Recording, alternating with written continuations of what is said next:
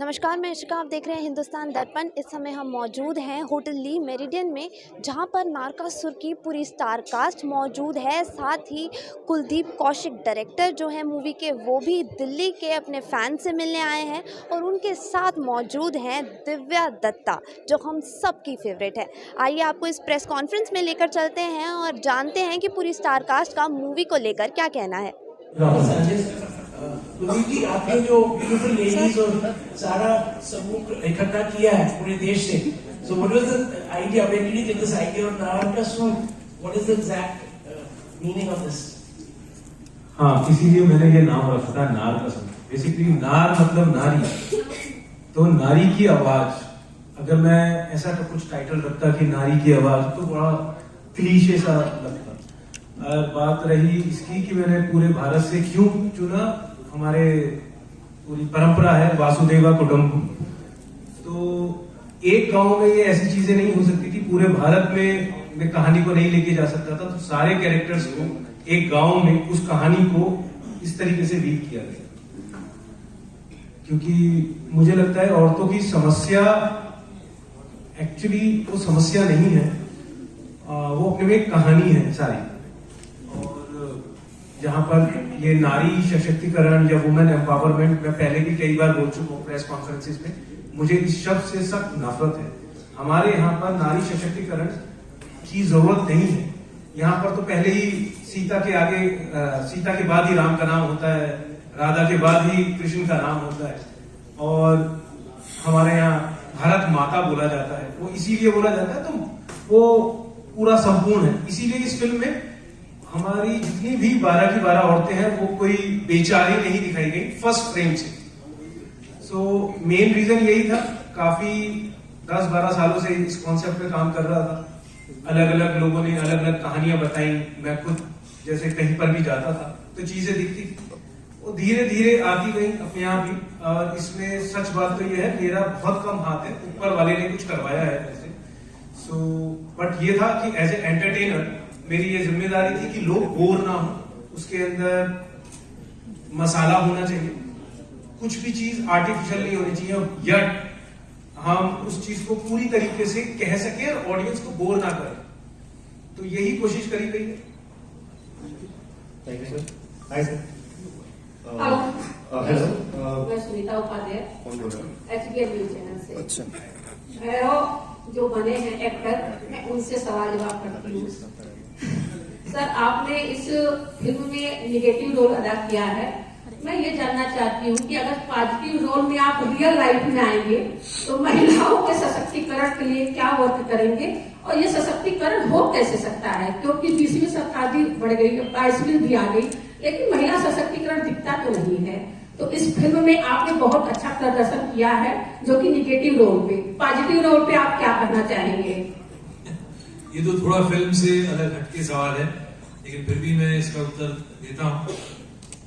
सशक्तिकरण के दो एस्पेक्ट, एक तो कुलदीप जी ने जैसे कहा कि महिलाएं तो सदा से सशक्त रही, बाकी जिस तरह से प्रचार हो रहा है और महिलाओं को कमजोर बता के जिस तरह से एजुकेट करके उन्हें नौकरी दिलाना और उन्हें स्वावलंबी बनाना, अपने पैरों पे खड़ा होना, ये जो कोशिश पूरे देश में हो रही है, तो इसमें भी काफी सफलता मिल चुकी है हमारे देश को। हाँ, ये है कि कई जगह पे नहीं मिली है, कई जगह डोमेस्टिक वायलेंस होते हैं, कई जगह औरतों पे जुल्म होता है। तो धीरे धीरे उसमें भी हम लोग तरक्की करेंगे। भारत एक आध्यात्मिक देश है, हमें आशावादी होना चाहिए। काम हो रहा है उस दिशा में। ये काम वैसे सोशल गुरुज का है, थोड़ा सा नेताओं का है, थोड़ा सा जो हमारे बड़े बड़े उद्योगपति लोग हैं उनका है, और साथ में बाकी सब जो जनमानस है, अवेयर समाज के जो लोग हैं, उनका भी ये फर्ज बनता है। तो इसमें कोई वक्त नहीं लगेगा। और जैसा कि दूसरी तरह से देखिए, फैमिली चलाने की दृष्टि से तो औरतें सशक्त हैं ही। Thank you. Hi guys, in front row. Ma'am, सवाल आपसे है मेरा। फिल्म में आप अहम भूमिका निभा रही हैं। आज के जमाने में एक टर्म बहुत सुनने को मिलता है, फेमिनिज्म और फेमिनिस्ट। तो आपके हिसाब से फेमिनिज्म का क्या मतलब होता है, और who is a true feminist according to you? मुझे लगता है फेमिनिस्ट मतलब मैं हूँ तो मैं अपने घर में फेमिनिस्ट हूँ, क्योंकि मैं अपना घर भी चलाती हूँ, सारा कंट्रोल भी रखती हूँ। तो मुझे कई बार लोग, मतलब मुझे ये फील होता है, लोग समझते हैं कि ये अपने आप को कुछ समझती है, अपने पति को कंट्रोल में रखती है, तो उसका मतलब लोग गलत मतलब समझ लेते हैं इसका, फेमिनिस्ट का। जबकि इसका मतलब ये है कि आई थिंक वो एक चला है ना जोक की सारी दुनिया औरत चलाती है, वो तो छोड़ो कि इंस्टाग्राम भी औरत ही चला रही है, तो फेसबुक भी औरत ही चला रही है, तो औरत ही सब कुछ कर रही है। तो उसको अगर हम उसको फेमिनिस्ट का नाम देते हैं तो लोग उसको गलत मतलब लेते हैं, जबकि ऐसा नहीं है। तो ये नारी शक्ति है। जब मैं छोटी थी, आई एम फ्रॉम अमृतसर, तो वहाँ दुर्गा माता का मंदिर था, उनकी 8 भुजाएं, तो मैं सोचती थी कि मतलब मैं उनको देख के सोचती थी कि 8 भुजाएं मतलब कैसे हो सकती है। तो मेरे पापा बोलते थे कि ऐसे नहीं होता, इनकी पावर इतनी है। तो हम नारियां जितनी भी हैं उनके अंदर इतनी पावर है कि हमारे अलग अलग रूप हैं, तो हम अपनी शक्ति को खुद ही पहचानना पड़ेगा। लेकिन हमारे क्या, मैं अपने घरों में भी देखती हूँ, कई लोगों को तो यही नहीं पता कि उनको करना क्या है जिंदगी में, और कई लोगों को बोलो लड़कियों को कि पढ़ना है तो उनको यही लगता है। मैं आई एम फ्रॉम पंजाब, वहां की बात करती हूँ, सबको कनाडा ही जाना है पढ़ के, किसी को यहाँ पे कुछ नहीं करना, उनको वहीं जाके आईलेट करनी है, बीए पढ़ के आईलेट करनी और निकलना है, यहाँ से हम बाहर चले जाएंगे। तो अपनी शक्ति नहीं पहचानते, क्योंकि वो यहाँ पे रह के भी सब कुछ कर सकती हैं लड़कियां, और सब कर भी रही हैं। तो मेरे हिसाब से मुझे लगता है कि फेमिनिस्ट होना सबसे अच्छी बात है। आप घर चला रहे हो, आप अपना देश चला रहे हो, तो ये गुड बात है। हाँ, इसी से कनेक्टेड 2-3 बातें और कहना चाहूंगा। जो भी मुद्दा आपने अच्छा उठाया है, फेमिनिज्म एज ए मूवमेंट जब भी शुरू हुआ, उसने अपना असर यूरोप में अच्छे से दिखाया। लेकिन वो शुरू क्यों हुआ था, अगर आपको याद हो, वो औरतों को जॉब दिलाने के लिए, औरतों को इंडिपेंडेंट कराने के लिए हुआ था कि वो पुरुष पर निर्भर न हो। लेकिन धीरे धीरे उस मूवमेंट ने अब ऐसा रूप ले लिया है, ऑल ओवर वर्ल्ड भी, भारत में भी, कि वो हर चीज में पुरुष का मुकाबला करती हुई दिख रही है, और धीरे धीरे पुरुष बन रही है। ये इसका सैड पार्ट है। पुरुष को इमिटेट करते करते आप सिगरेट पी रही हैं, पुरुष को इमिटेट करते करते आपको शराब भी पिलाई गई, पुरुष को इमिटेट करते करते आपने अलग तरीके से कपड़े नीचे कर दिए, पुरुष ने नहीं किए। ये फेमिनिज्म का माइनस पॉइंट, ये फेमिनिज्म का ड्रॉबैक। तो कहीं पे फेमिनिज्म को रुकना होगा, रोकना होगा। और जो ये फिल्म भी नारकासुर फिल्म बता रही है, उसमें भारतीयता, भारत की आध्यात्मिकता, भारत की नारी शक्ति, जिस तरह से भारतीय संस्कृति बनी है, उसमें 2 कॉन्सेप्ट शुरू से ही रहे हैं, शिव और शक्ति। इसको भारतीय लोगों को समझना होगा कि नारी जो है वो शक्ति का ही रूप है, और शक्ति को इमिटेट करे, नारी पुरुष को इमिटेट न करे।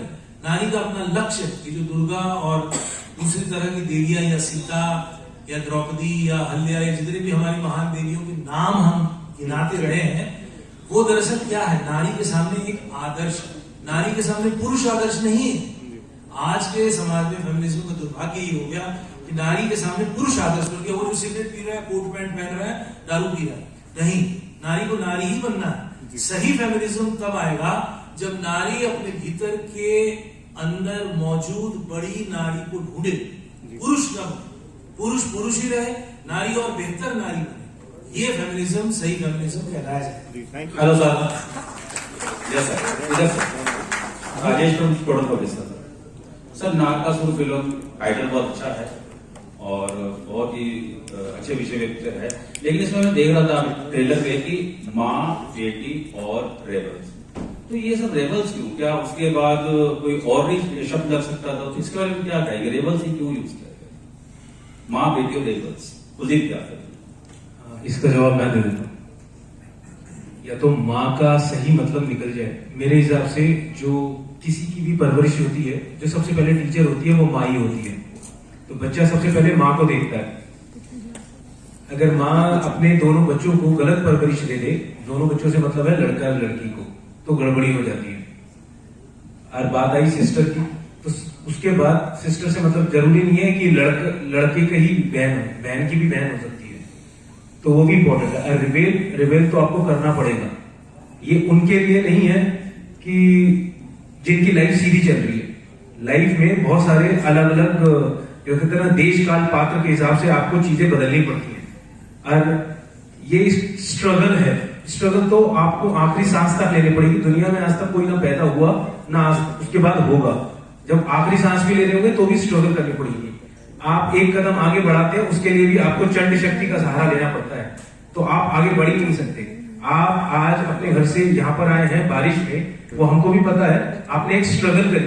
वो रिबेल होता है, अपने आप से भी रिबेल करना पड़ता है, गलत चीजों के लिए हमें करना पड़ता है। हमारा सबसे बड़ा दुश्मन होता है आलस्य, उसके लिए भी हमें जाना पड़ता है। तो रिबेल वो शब्द होना बहुत जरूरी है, हर एक की लाइफ में होना चाहिए। हाय, हेलो एवरीवन। और वैसे भी इसके अंदर जो नशा दिखाया गया है, उस नशे से ग्रस्त हैं सारे लोग। इसका मतलब ये नहीं है कि वो औरतों को मार रहे हैं, टॉर्चर कर रहे हैं। नशा करने के बाद भी वो अपनी बीवियों को बहुत प्यार करते हैं, मगर पूरा घर बर्बाद कर देते हैं। जो इसके अंदर दिखाया गया है वो यही है कि अगर आप घर नहीं संभाल सकते तो हम घर संभाल लेंगे। उसके लिए वो दूसरों के पास जाके गिड़गड़ाते नहीं है। हाय एवरीवन, दिस इज परी from magnetic media. Hello Lalit sir, मेरा क्वेश्चन आपसे है, जैसे इसमें आपने नेगेटिव रोल किया है, तो नेगेटिव एक हीरो का रोल करना, एक अच्छे इंसान का रोल करना बहुत इजी तो नहीं होता है, लेकिन लोग उसे बहुत जल्दी पसंद कर लेते हैं। लेकिन जब एक नेगेटिव रोल इंसान करता है तो उससे जो नफरत लोग करते हैं, वो लिटरली ऐसे मतलब देख के भी कहते हैं कि यार ये तो बड़ा। तो उस चीज को आपने जब अपने में जिया, आपने इतना नेगेटिव रोल किया इसमें, तो किस तरीके से आप सेट पे रहते थे और क्या कुछ आपने इसमें अपना पर्सनल एक्सपीरियंस लिया है? देखिए, ये बात तो सच है कि जब नेगेटिव रोल पर्दे पे बन के आता है, तब जो अगर अच्छा किया है तो लोग नफरत करते हैं, क्योंकि देखता तो ऑडियंस पूरी फिल्म है, कहानी को देखता है, और कहानी में उस कैरेक्टर को प्ले करने वाला एक्टर क्या कर रहा है, एक्टर को नहीं देख रहा है, एक्टर की परफॉर्मेंस को देख रहा है। तो ये बात सच है। तो वो तो एक एक्टर को झेलना पड़ता है। ये एक्टर्स क्या बोलेंगे उसे, ऑक्यूपेशनल हैजर्ड। हम जिंदगी में बहुत अच्छे हो सकते हैं, लेकिन अगर हमने कोई नेगेटिव रोल किया तो उसकी जो खामियां, मतलब उसकी जो बुराई है, वो हमें स्वीकार करनी पड़ती है, लोगों की नफरत। बाकी सेट पे तो देखिए ये प्रोफेशन है, सेट पे सभी एक्टर्स हैं, सब आपस में मिलजुल के ही रहते हैं, काम करते वक्त पता रहता है। और काम फिल्म में तो शायद आपको मालूम हो कि शूटिंग जब होती है तो वो धीरे धीरे शॉट्स के जरिए होती है। नफरत की एक आंधी नहीं बह रही होती घंटों तक, वो 2 मिनट के लिए आई, आधे सेकंड के लिए आई, एक शॉट हुआ, फिर लॉन्ग शॉट हुआ, टुकड़ों में चीजें बनती। तो सेट पे तो कोई नफरत किसी से करता नहीं सर, एक एक्सपीरियंस होता है ना कि आपने जो एक्सपीरियंस तो बहुत अच्छा रहा। हमने यही मथुरा में शूट किया। ओवरऑल एक्सपीरियंस इसका लाजवाब एक्सपीरियंस रहा है। उसका सारा श्रेय पहले तो कुलदीप जी को जाता है, साथ में जो प्रोड्यूसर है हमारे सुनील डायल साहब और उनकी पूरी टीम को जाता है। तो ये पूरी परिवार की तरह 40-45 दिन हम लोगों ने शूटिंग की यहाँ पे, और किसी तरह की कोई मुश्किल नहीं आई, किसी तरह की बाधा नहीं आई, हर काम अच्छे से होता गया। और हमारे पास सुविधाएं भी बहुत ज्यादा नहीं थी, गर्मी में शूटिंग कर रहे थे, धूल, तपती हुई दोपहरी, तो टीम वर्क बहुत अच्छा रहा। सबसे अच्छी बात ये थी, और सब लोग एक दूसरे के साथ ऐसे रहे जैसे सब बिछड़े हुए परिवार के सदस्य हों, और सुख दुख में एक दूसरे का साथ दिया। बीमारियां भी हुई, चोटें भी पहुंची, कई एक्ट्रेस को चोट लगी, बट उस सबको मैनेज किया गया। तो ये सब अच्छा रहा। और मंदिर सब आसपास थे, सब लोगों ने फ्री वक्त में मंदिर जाके जो भी मन्नतें थी मांगी। मन्नत जी तो वैसे खुद मन्नत है। तो मंदिर का वातावरण भी एक पॉजिटिव एटमॉस्फेयर क्रिएट किया, राधा कृष्ण की कथाएं वहां चलती रही, तो एक रिलीजियस एटमॉस्फेयर भी था जो इंस्पिरेशन दे रहा था। बाकी एक जोशीली टीम थी, तो जैसे एक आर्मी होता है वो उस तरह से हम लोग थे वहां। कि आप किस तरह से इस मूवी से जुड़ा है, क्योंकि हमने ट्रेलर देखा है और बहुत आपको ढूंढने की कोशिश करी, आप नहीं दिखी, तो आप किस तरीके से इस मूवी से जुड़े हैं और क्या कुछ आपका इसमें है, जैसे कि है नारकासुर नारी ही शक्ति है, आपका क्या कहना है उसके बारे में? परी, सबसे पहले तो आपका नाम बहुत खूबसूरत है, दिल्ली, नमस्कार। Thank you ma'am. नारकासुर की पूरी कास्ट को, क्रू को, डायरेक्टर, प्रोड्यूसर, सबको मेरी तरफ से बहुत बहुत मुबारकबाद। मैं इससे किस तरह से जुड़ी, मेरे ख्याल से एक कनेक्ट होता है आपका किसी न किसी तरह से। मैं शायद बहुत खुशकिस्मत रही हूँ कि मुझे नारी शक्ति घर में ही देखने का बहुत मौका मिला। बचपन से ही शायद वो सपोर्ट सिस्टम था मेरे पास, मेरी माँ का, जिन्होंने मेरे ख्वाबों में बहुत बिलीव किया, कहा कि तुम्हें एक्टर बनना है तो चलो, I believe in your dreams. वहां से लेकर अब तक की जो मेरी जर्नी रही है, जो शायद 25 साल तक की रही है, बहुत सारी औरतें मेरी जिंदगी में आई जो शायद बहुत शक्ति का रूप लेकर आई हैं। मैं कितने सारे नाम ले सकती हूँ, शबाना आजमी हो या फिर सोनाली बेंद्रे हो, कितनी सारी जिन्हें मैं मेरे बहुत सारे दोस्त हों जिन्हें मैंने जिनसे बहुत ज्यादा शक्ति ली है, बहुत इंस्पिरेशन लिया है, बहुत स्ट्रेंथ ली है। जब ये ट्रेलर मैंने देखा तो मुझे लगा कि ऐसी फिल्मों को जरूर हौसला अफजाई देनी चाहिए। हम हमेशा, आप यहाँ इतने सारे दोस्त बैठे हैं, हम हमेशा ये कहते हैं कि आपको क्या लगता है ये महिला प्रधान फिल्में क्यों नहीं बनती, ऐसी शक्ति वाली फिल्में क्यों नहीं बनती। तो मुझे लगा जब बनी है, when there has been a film that is so beautiful, that portrays 12 very strong characters, I felt I need to support something like this.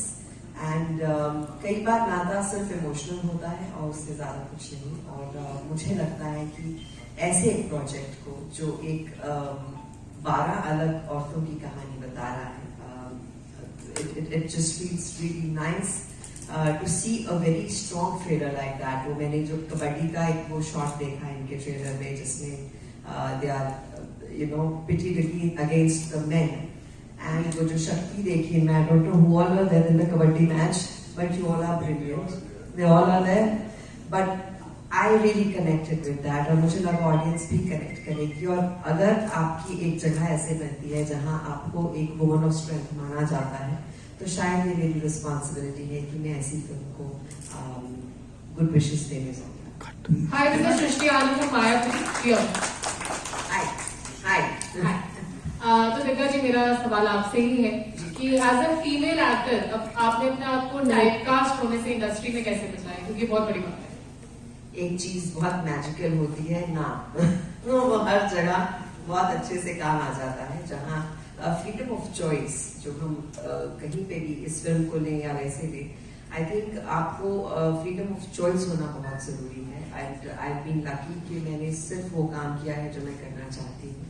और इसलिए शायद मुझे लगता है अगर आप बतौर एक्टर बोर हो जाए अपने आप से या अपने काम से, और वही चीजें आप बार बार करते रहे, तो वो आपकी ऑडियंस तक डेफिनेटली ट्रांसलेट होता है। और अगर आप एक्साइटेड हैं, आप बहुत एंथुजियास्टिक हैं, आप नर्वस हैं, वो भी आपकी ऑडियंस तक ट्रांसलेट होता है। सो आई बीन लकी, इस साल बहुत खूबसूरत फिल्में आई, माँ आई, धाकड़ में मेरा रोल बहुत कमाल का था, शीत कोरमाई, जो तीनों एक दूसरे से बहुत मुख्तलिफ रोल्स हैं, मुख्तलिफ लुक्स हैं, एंड नारी शक्ति है उनमें। So I felt really nice about that.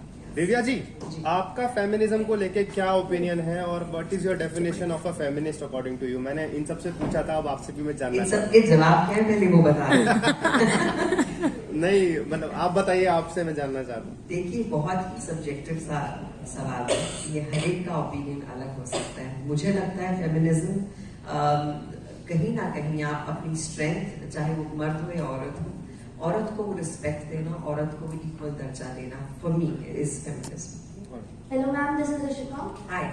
Yes. From Hindustan दर्पण। यस। मेरा क्वेश्चन आपसे ये था कि जिस तरह से लगातार बॉलीवुड में वुमेन सेंट्रिक मूवीज बन रही हैं, बार बार याद दिलाना पड़ता है कि वुमेन जो है स्ट्रॉन्ग है, अपने आप सशक्त है, सब कुछ कर सकती है। तो क्या आपको नहीं लगता कि मूवीज जब ऐसी बनती हैं तो ये एक पहला स्टेप है उनको एहसास दिलाने का कि वो कमजोर है? पहला स्टेप है उन्हें एहसास दिलाने का भी। अच्छा, ये सेइंग कि हम डिमार्केट ही क्यों करते हैं? बार बार उन्हें, क्योंकि आपने वुमेन एम्पावरमेंट सुना होगा, कभी मेन एम्पावरमेंट नहीं सुना, क्योंकि उनको स्ट्रॉन्ग दिखाने की, बताने की जरूरत नहीं होती जितना वुमेन को होती है। तो ऐसा क्यों? I totally agree with you. Let's just get it straight कि हमारी इंडस्ट्री हो या हमारी सोसाइटी हो, मेल डोमिनेटेड है, बदल रही है, लेकिन ग्रेजुअली बदल रही है। बहुत सारे चेंजेस आए हैं।